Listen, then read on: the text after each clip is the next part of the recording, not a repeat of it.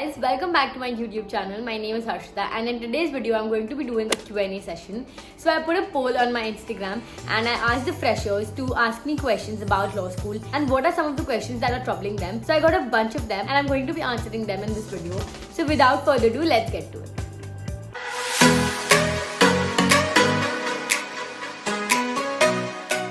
So the first one, which school in your opinion is better in Bangalore, NLSIU or Christ? It's NLSIU for sure. It's India's best college. It's #1 in India. So why would anyone even think about going somewhere else if they're getting into the top law school in India? Can we learn a language for law school?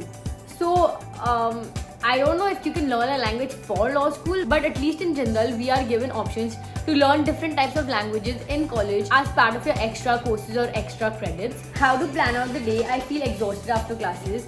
Yes, at least in general, the classes are 2.5 hour long classes and it is very exhausting. So I would suggest you to do the heavy work in the morning itself. If you don't have a class in the morning, suppose if you have a class starting at 11 a.m. or 12 p.m, then do the heavy work in the morning so that even once you're done with your classes, you won't be thinking that, oh shit, I have so much work left to do. But if that's not the case, then I would suggest you to weekly plan your schedule. There would be some days when some classes are lighter than the other ones. So on that days, you can plan the things that are of more importance than the other ones.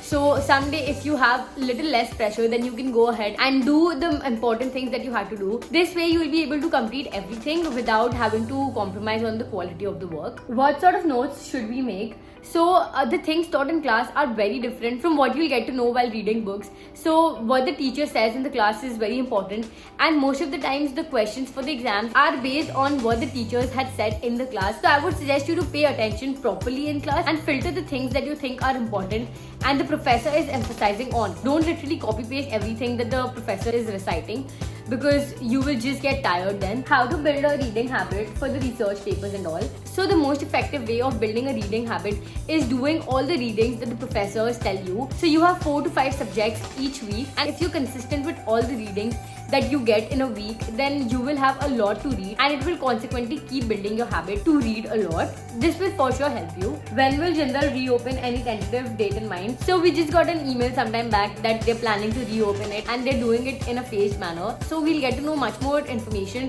through the emails that the college sends us. Is the workload too much for a first year law student at JPLS? Thankfully no, the workload in your first year is not at all something that you cannot handle. It just warms you up with the kind of work that you will be expected to do, the kind of presentations or the kind of exams that will come along the way, and it also helps you get in shape with the kind of workload that you will be facing in the subsequent years of law school. But in the first year itself, there is not much of workload, so you can easily take out time for some other things as well. What exactly do professors mean by reading? Like, is it just reading or even making notes? So when the professor says that you need to do this reading before class, he expects you to have a little knowledge about what the reading says, so that when the professor is actually explaining it in detail, you do not be like, what is this? I cannot understand anything. They expect you to have a faint knowledge about what the reading is, so that you get a clearer picture when the professor is teaching you. And if that faint reading means making notes for yourself, then you can do that. Making notes always helps, because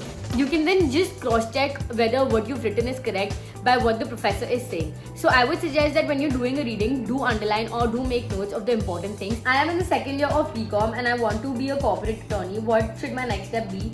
So since you're in your second year of your BCom, you need to complete 3 years of BCom and then 3 years of LLB. So the next step is getting enrolled in a law school so as to pursue your legal career. Can you tell us how to start our first year? I mean, easy way to remember cases and all. So the first year does not have a lot of cases or the pressure, but once you cite the cases in exams or the mid semesters or the answers that you expected to write, you will automatically understand and remember the cases, or at least the key principles that have been discussed in the cases. So it's not that big of an issue, because you keep remembering the stuff you read and there's nothing that you have to do out of the box so as to remember those cases. I don't have any interest in humanities subject. Should I go for BBLLB? So if you don't have any interest in humanities subject, you should go for BBLLB, because if you go for BLLB, you will be expected to study subjects such as history, political science.